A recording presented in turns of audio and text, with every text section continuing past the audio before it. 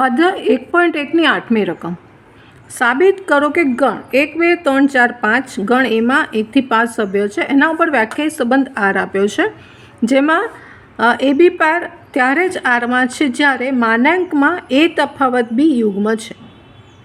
આ સામ્ય સંબંધ છે એવું સાબિત કરવાનું છે. એટલે પહેલું આપણે આ આર એ સામ્ય સંબંધ છે એમ સાબિત કરવાનું છે. આગળ પછી છે પછી જોઈએ. પહેલાં આને સામ્ય સંબંધ સાબિત કરીએ. તો અહીંયા આર જે ડિફાઇન થયેલું છે, તો આર એ પરનો સંબંધ છે. એ સંબંધ કેવી રીતે થયો છે ને એ અહીંયા સમજવાનું હોય છે. આર એ પરનો સંબંધ છે અને માનાંકમાં એ તફાવત બી એ યુગ્મ છે.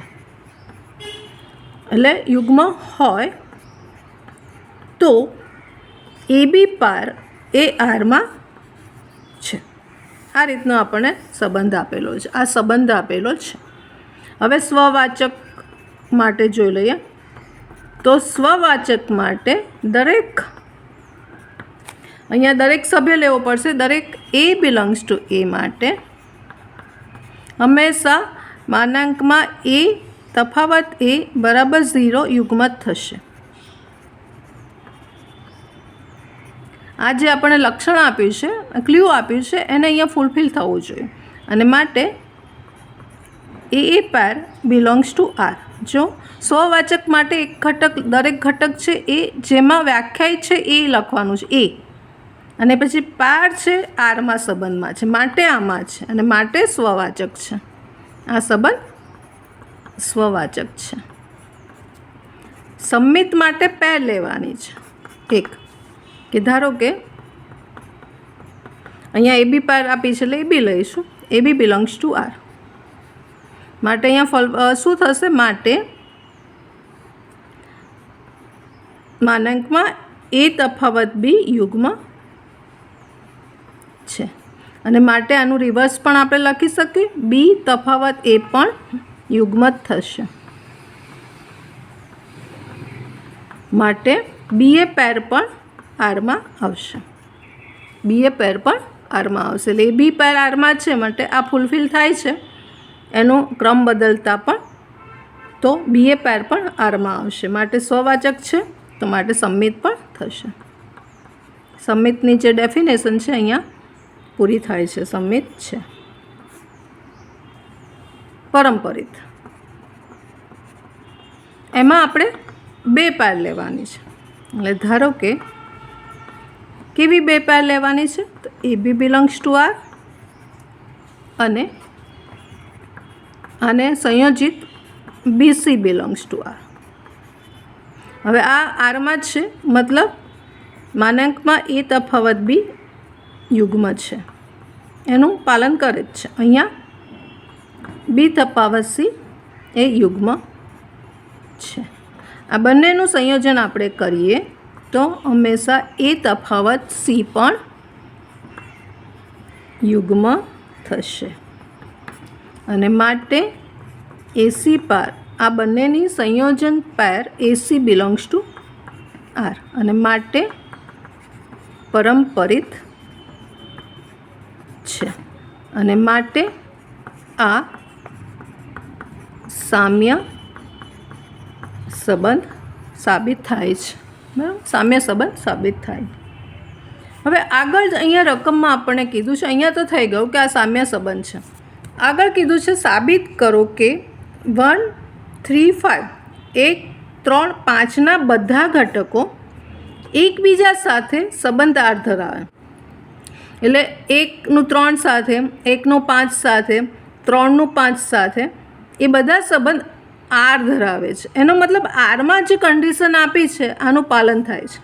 એટલે ધારો કે એ બી પાર 1 અને 3 પેર છે. આપણે 1 અને 3 લઈએ અને અહીંયા મૂકીએ તો 1 - 3 એટલે -2, માનાંકમાં -2 એટલે માનાંકની બહાર આવશે એટલે યુગ્મ છે. તો એ પેર યુગ્મ થઈ ગઈ.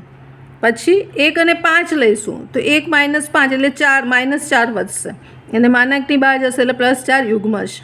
એવી રીતે 3 ને 5 લઈશું તો 2 વધશે. એટલે પોતાની સાથે આપણે એનો પેર બનાવીએ અને એનું આ જે કન્ડિશન છે એમાં મૂકીએ તો યુગ્મ જ મળશે. એવી રીતે અહીંયા પણ કીધું છે 2 અને 4ના બધા ઘટકો એકબીજા સાથે સંબંધ આર ધરાવે છે. એટલે 2 તફાવત 4 -2 માનાંકમાં એટલે 2 યુગ્મ છે. એટલે એ પણ અહીંયા અંદર એ એકબીજા સાથે સંબંધ ધરાવે છે, એટલે કે આનું પાલન કરે છે કે માનાંકમાં એ તફાવત બી યુગ્મ છે. હવે આને લખીશું કઈ રીતે? તો જે ધરાવે છે એવું સાબિત કરવાનું છે. તો લખીશું કઈ રીતે? તો લખવા માટે આપણે એ બી લઈને જ કરીશું. જો એ અને બી બિલોંગ્સ ટુ 1, 3, 5 અથવા બેને જોડે લખી લે, અથવા એ બી બિલોંગ્સ ટુ 2 અને 4. બરાબર? એ બી તરીકે કોઈ પણ આમાંથી આપણે લઈએ છીએ. તો અહીંયા શું ફૂલફિલ થશે? એ બંનેમાં એ માનાંકમાં એ તફાવત બી યુગ્મ અથવા બી તફાવત એ યુગ્મ છે જ. યુગ્મ થશે, પોતપોતાની અંદર યુગ્મ થશે. માટે એ બી પાર બિલોંગ્સ ટુ આર, આનું પાલન કરે છે, યુગ્મનું પાલન કરે છે, એટલે કે આરમાં જ છે. અને બી એ પેર બિલોંગ્સ ટુ આર.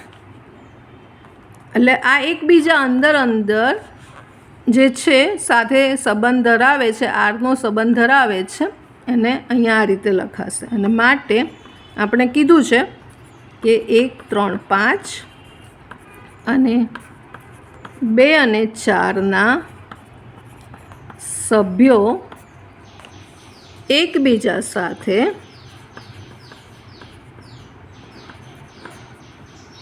સંબંધ આર ધરાવે છે. સંબંધ આર ધરાવે મતલબ જે આપણને ક્લ્યુ આપી છે ને, આ એનું પાલન કરે છે, એટલે યુગ્મ સંખ્યા જ આવે છે. પણ પછી આગળ કીધું છે કે આટલું તો થઈ ગયું, પરંતુ 1, 3, 5નો એક પણ ઘટક 2, 4 એટલે 1, 3, 5નો એક પણ ઘટક 2, 4ના કોઈ પણ ઘટક સાથે સંબંધાર ધરાવતો નથી. એટલે 1 અને 2ની પાય લઈએ તો એનો તફાવત 1 આવશે, તો અયુગ્મ આવશે. 3 અને 2 લઈએ તો પણ અયુગ્મ આવશે. 5 અને 2 લઈએ તો પણ અયુગ્મ આવશે. 1 અને 4 લઈએ તો 3 આવશે, અયુગ્મ આવશે. 3 અને 4 લઈએ તો પણ 1 વધશે. 5 અને 4 લઈએ તો પણ 1 વધશે. આ એ બી લીધું, ધારો કે એ આમાંથી લીધું, બી આમાંથી લીધું. હવે રિવર્સ કરીએ કે બી આમાંથી લઈએ ને એ આમાંથી લઈએ, જ્યારે લખવાનું હશે ત્યારે. તો ટૂંકમાં એની બાદબાકી છે એ તમને અયુગ્મ જ મળશે. મતલબ સાબિત થશે કે એ આર સંબંધ ધરાવતો નથી. તો એને લખીશું કઈ રીતે? સમજી તો લીધું, હવે લખીશું કઈ રીતે? તો જો અહીંયા આપણે શું કર્યું કે બંનેને એ બી બંનેને આમાં લીધા, એવી રીતે આમાં લીધા. પણ અહીંયા એવી રીતે લખીશું કે જો એને આપણે 1, 3, 5માંથી લઈએ અને બીને 2 અને 4માંથી લઈએ, તો માનાંકમાં એ તફાવત બી અને માનાંકમાં બી તફાવત એ અયુગ્મ છે. અયુગ્મ જ. અહીંયા એને આમાંથી લેવાનો છે, બીને આમાંથી લેવાનો છે. આ બંનેના એકબીજાના ઘટકો વચ્ચે આર સંબંધ નથી, પોતાની સાથે છે, તો અયુગ્મ થશે. અને માટે એ જે પેર હતી એ અહીંયાથી લીધો, બી અહીંયાથી લીધો, એ પેર છે નોટ બિલોંગ્સ ટુ આર, અને એનું રિવર્સ બી અને A is not belongs to R થશે. એટલે એને લખવું હોય તો લખાય કે 1, 3 અને 5 એ 2 અને 4 સાથે અને 2 અને 4 એ 1, 3, 5 સાથે, એટલે સભ્યો, સાથે એટલે સભ્યો લેવાનું છે, સભ્યો સંબંધ ધરાવતો ને આર સંબંધ ધરાવતો નથી. અને કેમ ધરાવતો નથી? કારણ કે અયુગ્મ મળે છે આપણને. યુગ્મ મળે તો ધરાવે છે, અયુગ્મ મળે છે તો ધરાવતો નથી.